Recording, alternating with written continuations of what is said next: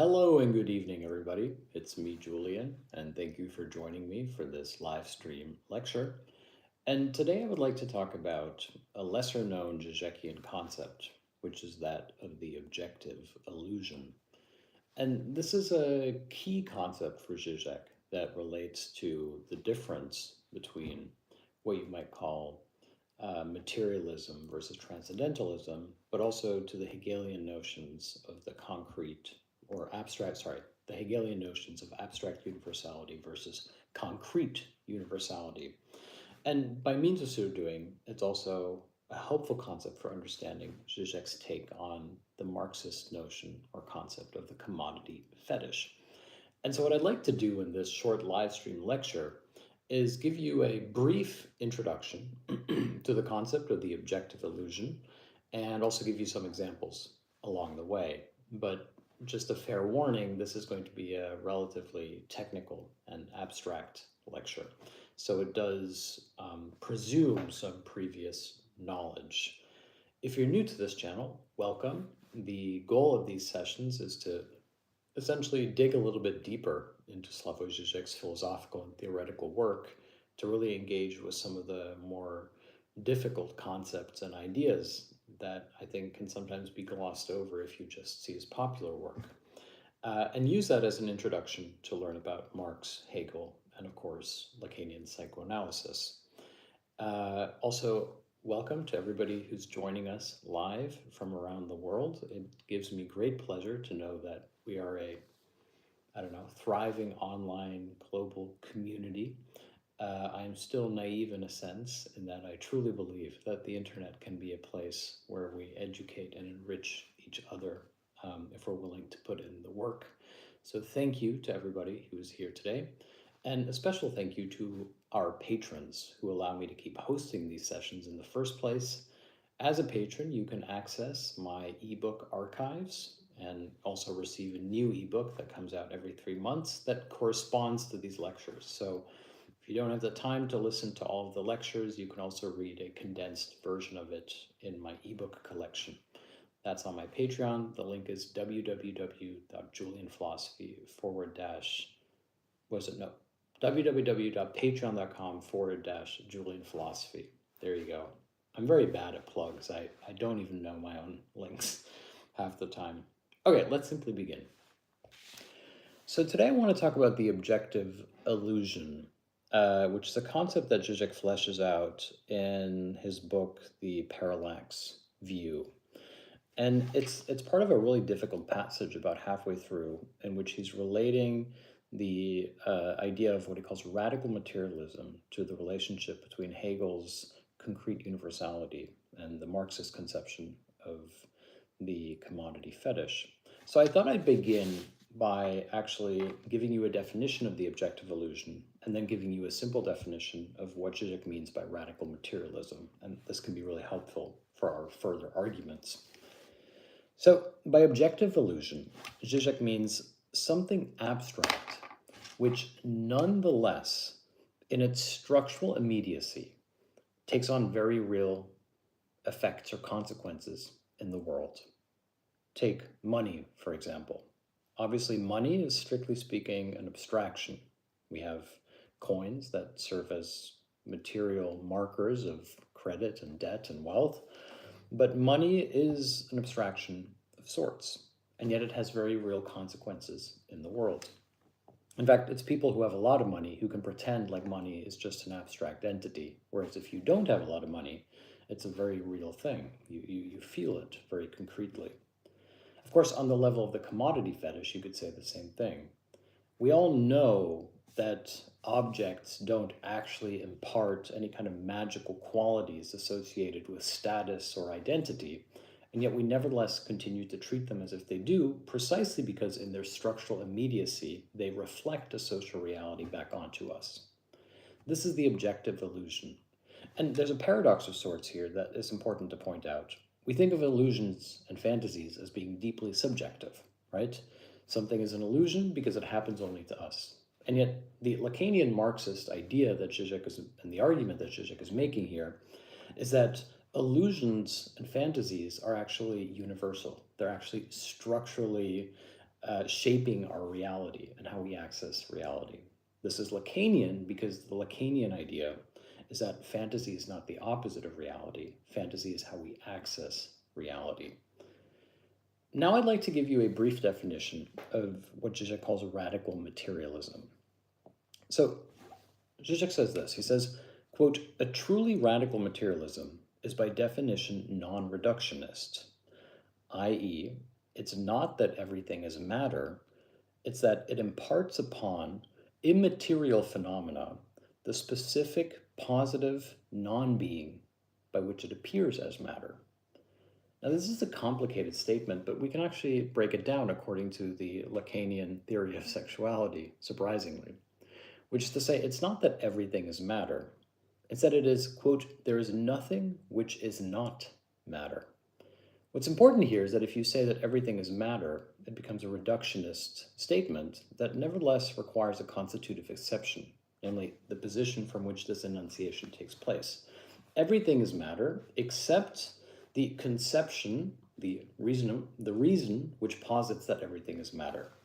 Whereas to say that there is nothing which is not matter includes even the abstract entity, the level of enunciation, the subjective stance, the illusion, the fantasy, whatever you want to call it, from which such a statement could be made in the first place. Now, this might seem like a small definitional difference, but it's actually hugely important because now we can go back to Zizek's argument. He says, a truly radical materialism is by definition non-reductionist. And here I have to explain what Zizek means by non-reductionist.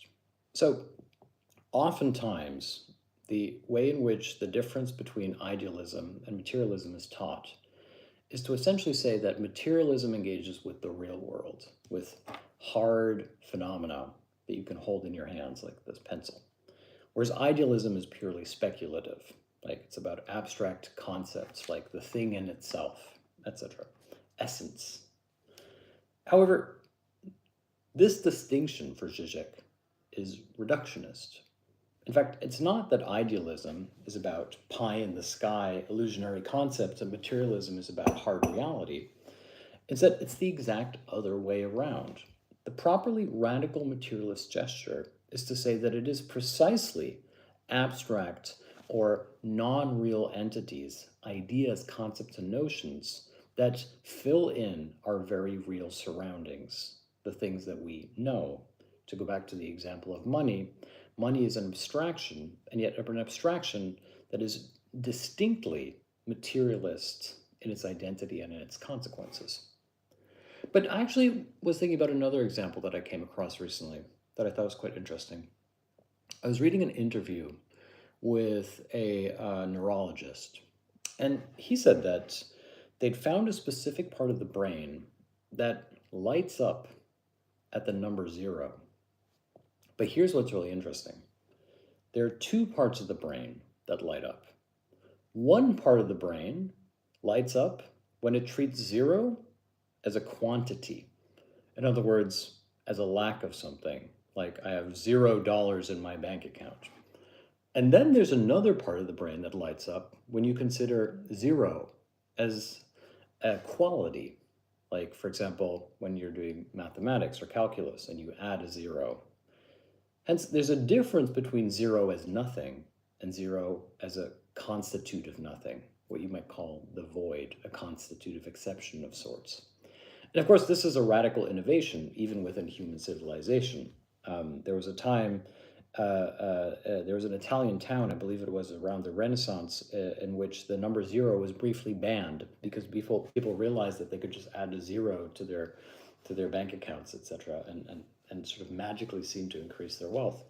The power of 0 as an abstract entity sort of takes over the world. And yet what's really important here is that these two types of 0, 0 as a quantity and 0 as a quality, not only appear to relate to the law of the dialectic by which something goes from quantity into quality and vice versa from quality back into quantity, i.e., it is only by means of the abstract quality of 0 as a mathematical possibility that the actual quantity of zeros in your bank account can increase, i.e., contemporary financial speculation, but also, and this is where I'll make a leap back to Hegel, It is also that the example of the two zeros, zero as quantity and zero as quality, helps us understand the relationship between Hegelian abstract universality and concrete universality. Now, interestingly enough, the Hegelian concepts of abstract universality, at least to my mind, are often misinterpreted. They're often mischaracterized. How? Well, quite often, the abstract universality is seen as an idea, like the idea of justice, for example. And then the institutions of, law, etc., by which these concepts of justice become enshrined and actualized are considered concrete universality. And yet here we're back at the materialist reduction, the idea that we go from a pie in the sky concept, which is then materialized into a concrete entity, in this case by means of an institution. It's like having an idea versus actually acting upon it. And yet that's exactly what Hegel does not mean. Hegel almost means it the exact other way around, which is to say Hegel isn't talking about how an abstract quantity somehow sublates into a higher material quality in a linear passage.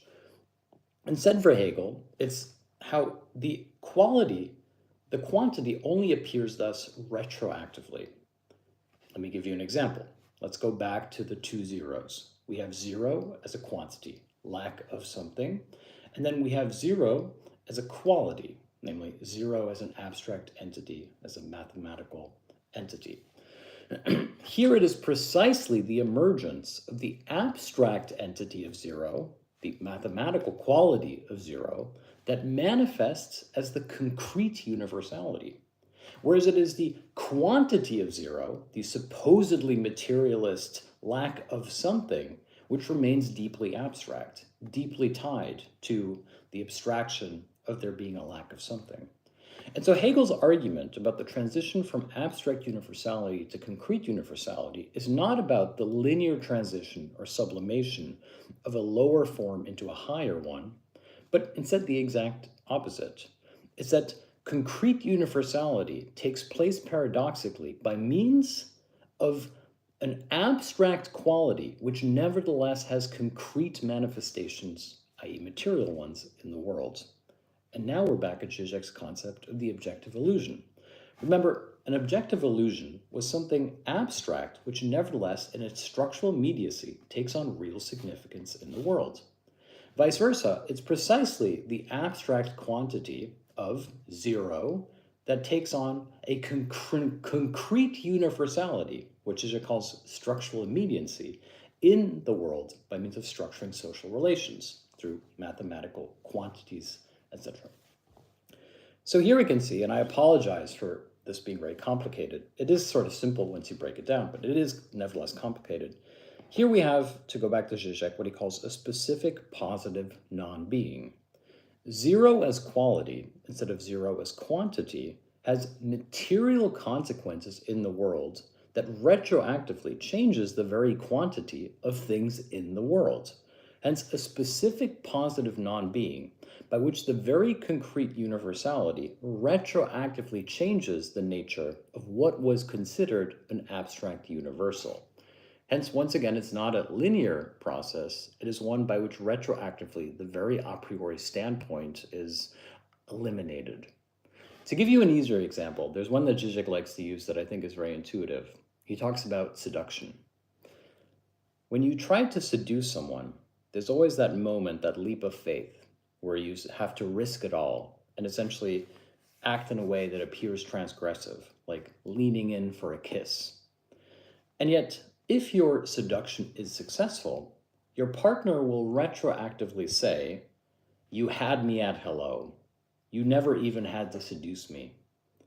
And here we have the paradoxical dialectical quality of abstract versus concrete universality. The very fact that the seduction was successful makes it retroactively seem as if it were not necessary. Another example, think about apologies. When somebody apologizes to you and you say, "You didn't need to apologize, it's fine," and you make up, it's a sign that they did need to apologize to you. In fact, when you tell them you didn't need to apologize, what you're actually saying is, I accept your apology, which means now there is nothing to be apologized for. And yet, if they refused to apologize, you would probably hold a grudge. You wouldn't accept the non-apology. Here we have again the dialectical relationship by which the retroactive quality appears to change depending on the concrete iteration. Seduction becomes you had me at hello, you didn't need to seduce me. An apology becomes, oh, you didn't need to apologize, it was just fine. Now, of course, these examples are limiting. One of the paradoxes of a lot of this philosophy is that if you get into the nitty-gritty conceptual elements, once you understand them in their relation to each other, they actually seem easier, and the examples seem a little bit more complicated. One of the things that I remember when I was starting to study Zizek is that I felt like I would understand the examples, but then if I would go back to the theory, I would be really profoundly confused. And now it's actually the other way around. When I write out the theoretical elements in a schematic way, they actually make sense. But if I try to use examples, I start running into limitations that are inherent to the examples, which is a long way of saying that if this already makes sense to you, then congratulations. But if you are on the pathway to understanding it, then please do not despair, but persist. It will start making sense little by little. Okay, so now the question is, how does this actually relate to what you might call the universal exception, which has been the overriding concept in this lecture series? We're already halfway through. And one example that might be interesting here is to actually talk about the difference between the group known as Black Lives Matter and the, if you will, reaction to it of All Lives Matter. Here we have a really interesting instance in which the Black Lives Matter movement essentially makes an argument about what you might call the universal exception or the objective illusion, which is to say the central argument of the Black Lives Matter movement was that racism wasn't simply a particular phenomenon of American society, but actually a structuring mechanism that runs through its very identity, its very core. Hence why the accusation became one about quote-unquote structural racism. And structural racism doesn't mean that the entire system is engineered according to a previously considered racist ideology or predisposition, although it has that effect to some extent. What it means instead is that structural racism is the very paradoxical process by which the majoritarian society's institutions perceive themselves as non-racist, and precisely in so doing perpetuate and ensure the existence of racist mechanisms and inequalities. Hence, the lens of Black identitarian politics, Black Lives Matter, was paradoxically a particular way through which the universal truth of American society could be articulated in its very illusionary nature. It was a way of speaking to a universal truth about American society through the lens of what you might call the constitutive exception. Now, the All Lives Matter movement, of course, to some extent, is a reactionary response that tries to obfuscate this very radical element. The All Lives Matter movement essentially appropriates the liberal commonplace ideology of tolerance to suggest that there should be no particular identitarian struggle, but that instead all identities should matter equally. And yet the very emphasis on this type of universality, all lives matter, thereby, seen through the lens of the Black Lives Matter critique, reveals itself as a racist position. Namely, if all lives matter, then there must be one life that matters less than others, namely a Black life. As Orwell already put it much more cleverly in Animal Farm, all lives are equal, but some are more equal than others.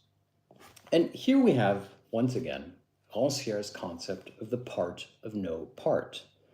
The Black and African American identity and experience in the United States, therefore, is considered equal to all identities, and yet precisely through this equality, through this universal stance, is considered lesser than the others, a part of no part, which is to say, the very constitutive exception of this group sustains the retroactive illusion of a universal identitarian majority population.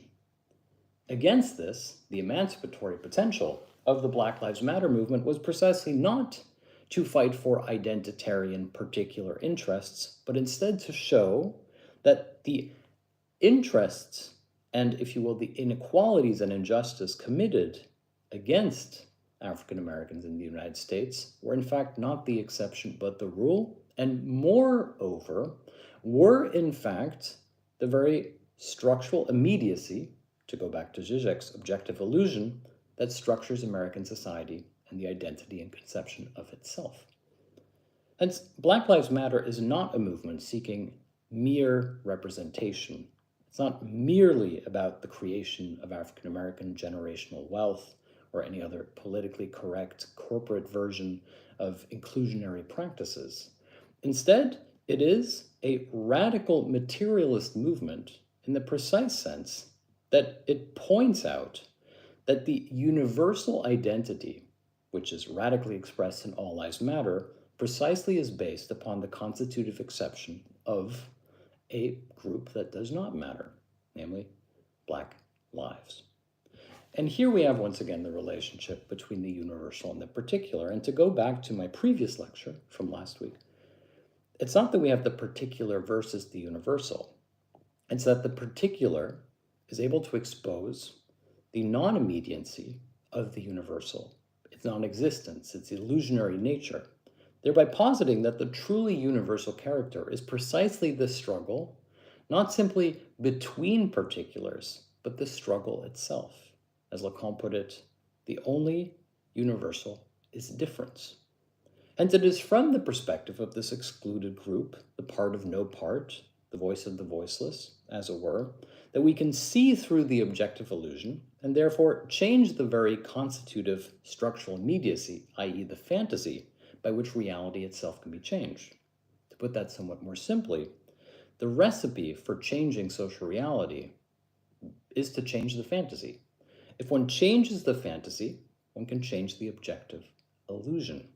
And this begins, of course, by means of undermining the universal hegemonic majoritarian position, the position of power, and the fantasies that it essentially embraces as being self-explanatory or universal or natural, i.e. not constructed in any way. But once again, it's important to note here that radical materialism, as Źiźek puts it, isn't simply about a, if you will, emphasization, is that a word? Emphasizing of material or economic conditions. This is the reductionist take on Marx. The idea that Marx brought the mystical Hegel down to earth is entirely erroneous. Instead, what Marx is interested in is not necessarily concrete material phenomena, but precisely the paradoxical position by which we imbue non-immediate, non-material phenomena with material consequences. In other words, the commodity fetish isn't about the construction of real objects. It's not about the evaluation of a kind of consumer goods analysis of what objects are good and worth purchasing and which are not. Instead, Marx's interest in the commodity fetish is how, in a sense, everybody knows that the commodity fetish isn't real, and yet we continue participating as if it were, thereby effectively making it real. In fact, there's a joke that Źiźek likes to repeat, I have no idea what its origin is, about a student who supposedly goes to one of Marx's lectures to learn about the commodity fetish. And he learns everything about it, and he sees right through it. A month later, the student goes back to Marx and says, "I want my money back." "Why?" says Marx. And he says, "Well, I know the commodity fetish isn't real, but everybody else still thinks it is." In other words, just because you've seen through it doesn't make a difference. It's not until on a universal level, i.e., until the objective illusion is changed, that reality can actually be changed. Hence, whilst it's good on an immediate particular level to make changes to your lifestyle, for example, to combat climate change, this has no real effect until the objective illusion by which we consider climate change itself has changed, or we have made it to be changed. And of course, often the objective illusion changes under situations of crisis. Think about COVID, for example. COVID was a situation in which the impossible suddenly became possible, both on the level of mass government welfare spending, but also in the restrictionary policies that essentially did not allow people to move or even leave their house. In other words, the objective illusion changed under a period of crisis. Society had to reconsider what it even was. But this is a difficult struggle. This is a painful experience. It's not something that happens easily.